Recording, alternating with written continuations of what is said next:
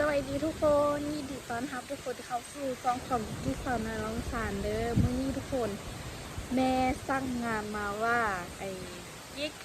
เก็บขี้หินเฮอไดเดอร์ขี้หินก้อนน้อยๆซ้ำกำปั้นเพิ่นว่าไปเลาะเก็บขี้หินนี่ทุกคนคือหากะตื่นนอนเนาะยอมรับความจริงคือกุ๊กกิ๊กดำนาแล้วเด้อทุกคนดำนาแล้วว่าง2-3 มือล่างเนาะทุกคนเนาะล่างจากที่ดำนาแล้วปุ๊บฝนตกลงมาแบบทุกมือเลยทุกคนมื้อนี้หากระแดดออกตอนว่างว่างสวยๆทุกคนแล้วก็คือเป็นสีคือแบบสิตกมาอีกแล้วทุกคนเพราะว่าโอ้โหน้ำมันดำนาแล้วก็คือฝนฮีทมาเลยคือซีเมนต์แบบน้ำคือซีท่วมหนาแล้วตอนนี้ไปทุกคนกิ๊กจะพาทุกคนไปเก็บขี้หินไว้ให้พ่อเนาะบุกฮู้ว่าพ่อเสียไว้ไปที่ไหนแต่ว่าไม่ได้ไปเก็บไก่หรอกเก็บอยู่แถวเหือนนี่แหละทุกคนบุกฮู้ว่าเก็บไว้เห็ดเด้อแต่ว่าเพิ่นพอสร้างให้เก็บกันเลยไปเก็บเนาะทุกคนก็ได้ถามว่าเก็บถึงไหนนี่แหละไปนาเปิดกินผู้คนกินตุยน่ะกินข้าวแล้วก็นอนรู้สึกว่าตัวเองตุ้ยขึ้นหลายเติบเลยหนูตุ้ยขึ้นนะหนูไม่อยากตุ้ยนะหนูอยากจ่วยหนูไม่อยากหนูเป็นคนบ่ชอบหุ่นตุ้ยนะหนูมักจ่วยนะแค่เลยที่ฉันเป็นคนบางทีแบบบ่มักตุ้ยมักจ่วยนะโอ้คือน้ำตุ้ยแล้วมันไม่มั่นใจในตัวเองนะตุ้ยใส่ชุดอะไรก็ไม่สวยเป็นคนข้าวง่ายตุ้ยเก่งนี่กี่ฮอตก่อนขี้หินละเดี๋ยวจะขี้หินก่อนขี้หินประมาณนี้แหละอันนี้มันต้นมะละกอเหี้ยลงมานี่ทุกคนกิ๊กเอาปลูกมาเนี่ยอีกว่าได้อันนี้นี่ขี้หินอยู่แถวนี้เด็กพอน่าจะส่วนไปเฮ็ดเนี่ยสักอย่างแต่ว่าส่วนบ่ได้เนาะเลยต้องสร้างงานค่ะ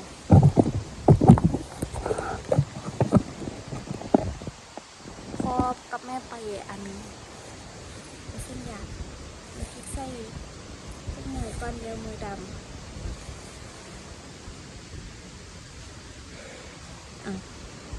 มือพลาดทุกคนปึ๊บโอ้ยแดดแห้งขนาดทุกคนเนี่ยยานโทรศัพท์ตอนเลย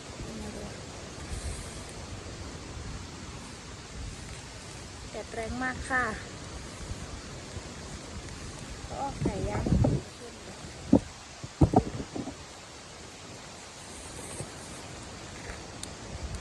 ใช้ลูกมือก็ได้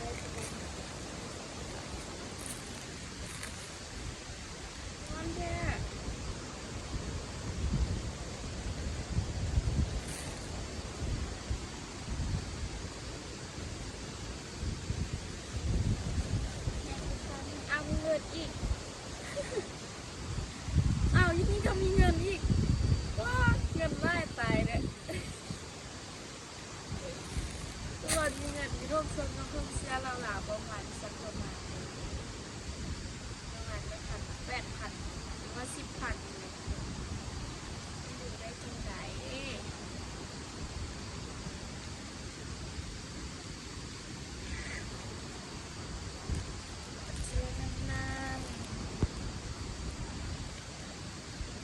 มือดำ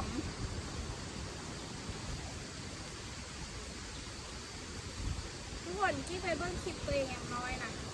กี้คิดอยู่ตลอดเลยว่าอยากเอาเสื้อไปห่มเพิ่นน้อยนี่เด้ว่ะเพิ่นยังน้อยฮันถ้าบ่ได้ใส่เสื้อแขนยาวบ่ได้ใส่อันนี้เลยโอ้ย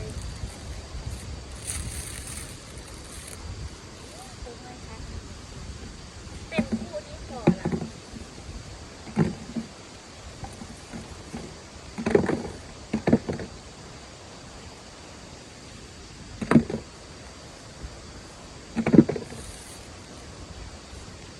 ก็หูเห็นว่าพอเก็บได้ไม่เก็บ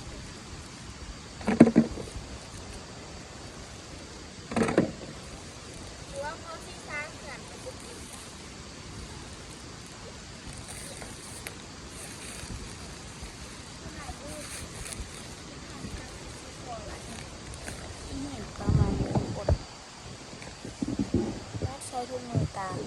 กินเวลาไปตั้งวันสามนาทีละอุ้ยนี่เก็บง่ายก่อนเก็บประมาณนี้ทุกคนเห็นไหมคะนี่ไง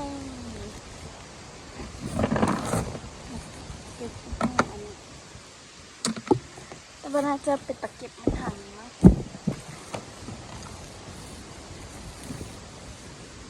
ทุกคนที่ง่ายมาที่ยากไปเห็ดเปียกเป็นเศร้ารถไฟนะรถไฟลาวกระไดรถไฟไทยกระไดรถไฟแม่กระไดที่ตั้งใจดีทุกคนมาที่สุดเดียดใจเลย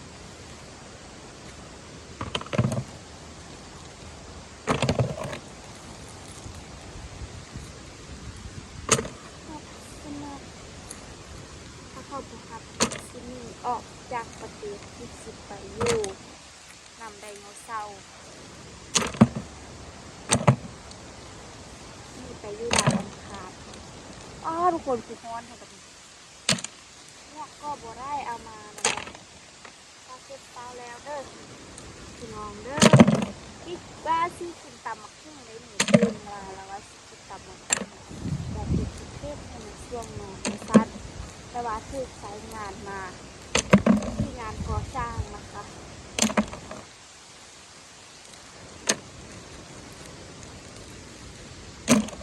โอ้ยทักไปเป็นที่ไทยอีน่า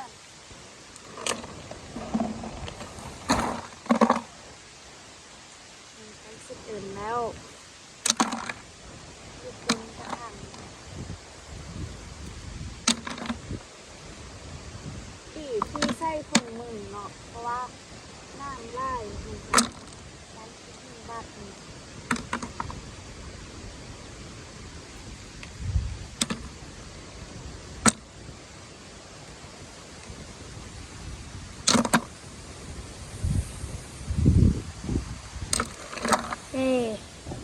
สู้ยังบ่ได้อีกทุกคนนั่นคือโดนได้หมดเกาะขอใช้หมวกก้อนแบบนี้ร้อนจริงๆวันนี้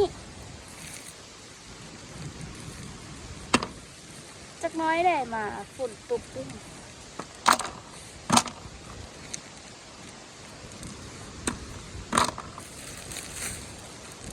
ต้นมังคุดร่นตั้งแต่โดนทุกคนบนถ้าเอาไปกินก็เลยเน่าทิ้งอยู่นี่มันแงไล่เทือระเบิดต้นมังคุดตัวนี้นะแต่ว่า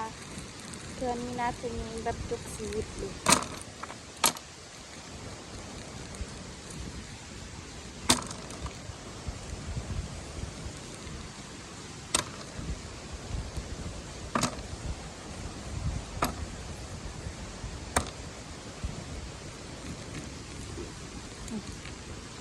โทรศัพท์ที่คือสีฮ้อนแหงตอนนี้เพราะว่ามันมาพักอยู่คงทุกคนถึงคมยังคะไปใส่น้ำบุกกับโทรศัพท์ตกน้ำเก็บได้บ่ว่าเสียเลยเสียลงน้ำเลยแต่อีต้นเนาะลอกน้ำเลิกกว่าน้ำซัดๆเท่าน่ะเก็บอะไรเลยคักเถอะวะไอแพดโมเมนต์ไอแพดตีว้าทุกคนเล็บจี้เล็บมือจี้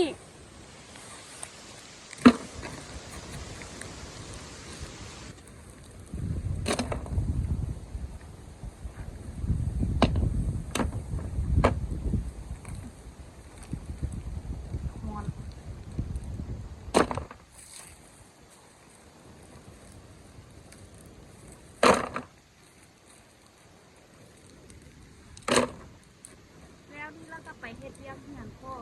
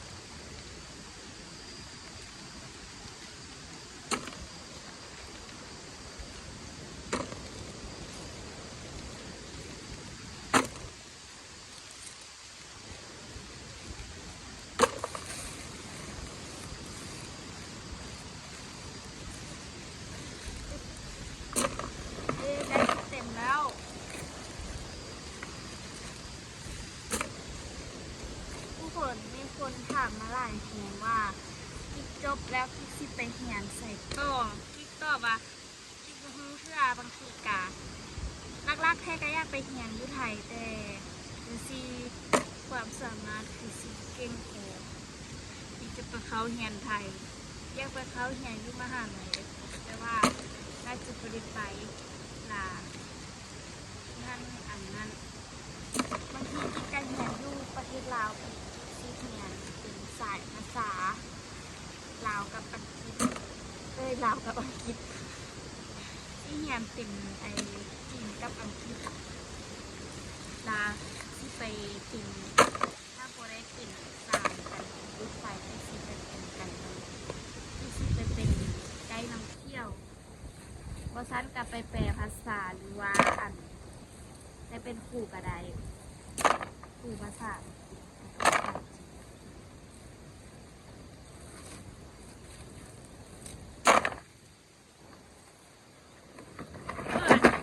ประเด็นก็คือที่เรียนได้เพราะมันนั่นแหละ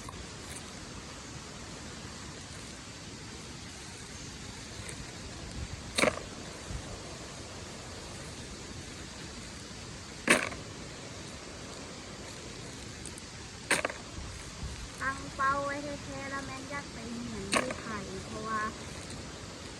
จบจากไทยที่อยากที่ไทยก็สบายแต่เบิ่งตัวจริงเพราะว่าตอนนี้เพิ่งเรียนอยู่ม.6 แล้วทุกคนแต่ว่าแม่นดับม.6เป็นบ่ทันได้เรียน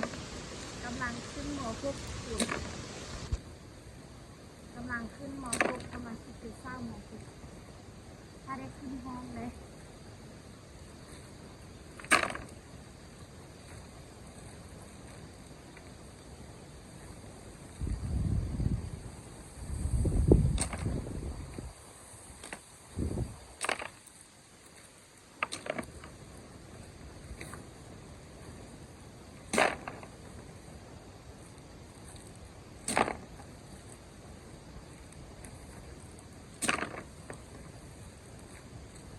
ทุกคนท่านที่หินกับไล่โอ้อุ้ยทุกคนค่าพริกเจ็บอีกกลางงานเจ็บหัวเข้าดินี่ท่านที่หินกับไล่แต่แม่บอกให้เอาที่หินซ้ำกันนี่แหละขับไปให้ผู้ลูกคนที่ขา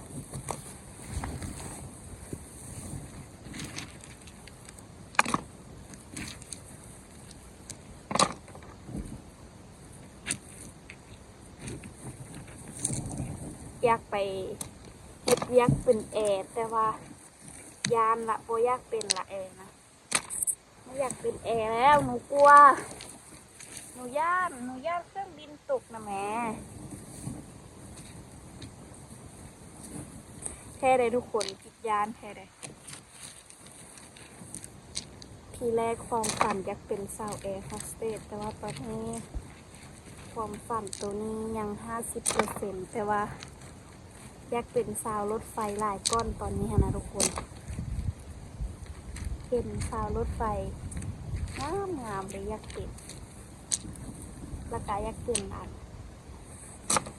ไกด์นำเที่ยวนะไกด์นำเที่ยวนี้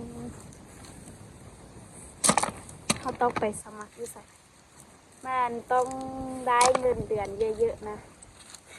จิตจะไปนี่คือกิ๊กใกล้สิจบแล้วทุกคนงานอีก2 ปีก็จบแล้วประมาณนั้นเพราะว่าม.6 ยังบ่ทันได้เรียน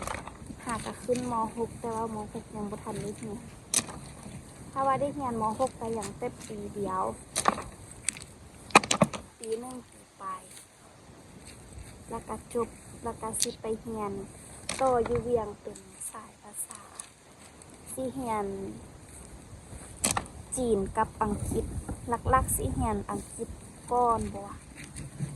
ภาษาได้ยากก่อนสิเรียนภาษานั้นก็คือภาษาจีนแล้วก็เรียนภาษาจีน2 ปีแล้วก็เรียนอังกฤษจัก2 ปีแล้วก็ปีที่5เขาก็ไปลุยงานกันแบบเรียนให้มันได้นะโอ้เล็บจีกประเด็นคนพอบ่วะ ก็เยอะอยู่หน้านี่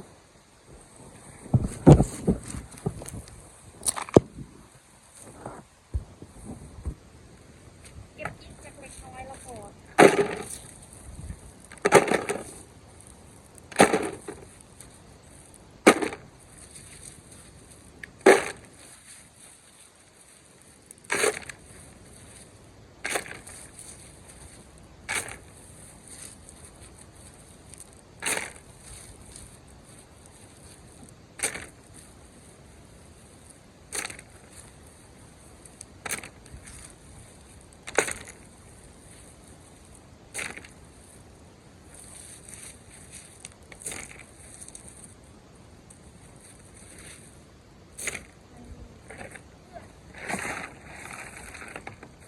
เต็มแล้วทุกคน เดี๋ยวใส่ไอ้นี่น้อยๆไปใส่ก่อน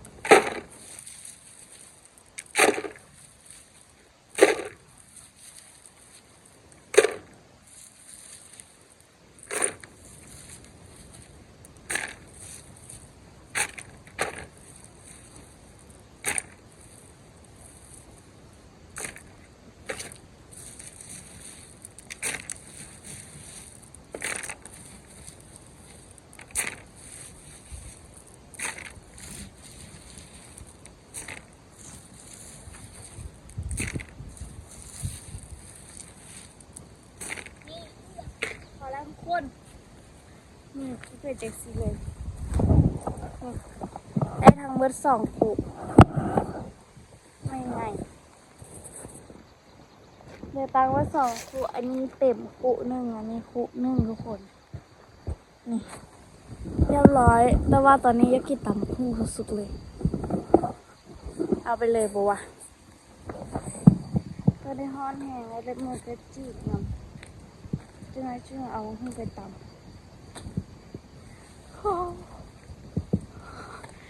อะไรไข่ย้อยเลยเนี่ยมาแกะเบิ้งมือก่อนเสียดายทุกมือสีซักทุกมือไว้ก่อนว่าตอนนี้ถุงมือเบิดเลยแล้วมีกลิ่นเข้าเต็มเล็บเลยทุกคนต้นมาลำไยเต็มต้นเลยมื่อนี้ไอ้นี่เพิ่นเอาป่ามาให้มื่อนี้นะแมวไอ้นี่เอาป่ามาแม่พดก็มาแม่กับพ่อไปจกยามื่อนี้ไอ้นี่เอาป่ามาละเสียป่าไปปล่อยอยู่นอกทุกคนมาท่าเบิ้งป่าว่ามื่อนี้ซีฮอตบอกทุกคนเก็บขี้หินกันแล้วล่ะท้าเบิ่งต่อคือทุกคนคิดว่าที่ท่ายป่าให้ทุกคนเบิ่งมันบอกคือตอนนี้จะค่ำแล้วทุกคนบอกว่าบ่ทันเห็นไอ้นี่มากกันนี้ทุกคนคือที่บ่ทันมาแบบมื้อนี้นะแล้วก็เลยเมื่อหน้าได้จี้สิพาเบิ่งป่าแล้วก็จี้สิไปปล่อยอยู่น้องนะทุกคนเนาะคือในคลิปนี้ก็สิขอตัวลาไปก่อนทุกคนมื้อนี้พอสร้างงานเนาะทุกคนเนาะเก็บขี้หิน1 คู่เก็บไปพอเลย2 คู่ทุกคนตอนนี้เฮ็ดเวียกกำลังเริ่มเฮ็ดเวียกเหือนเฮ็ดเวียกเหือนใกล้สิแล้วทุกคนถ้าปลายนี่ไม้นี่บ่มาจากเครื่องนะทุกคนเดี๋ยวคลิปนี้คลิปไปก่อนนะทุกคนเจอกันในคลิปวิดีโอหน้าฝากทุกคนกดไลค์กดแชร์กดติดตามคลิปนี้ได้ทุกคนที่ตามคลิปไปเรื่อยๆเด้อขอบใจทุกคนที่เบิ่งคลิปทุกคลิปจนมาฮอดตอนนี้เนาะขอให้ทุกคนมีสุขภาพแข็งแรงเด้ออยู่มั่นฝันเย็นเจริญค่ะบ๊ายบาย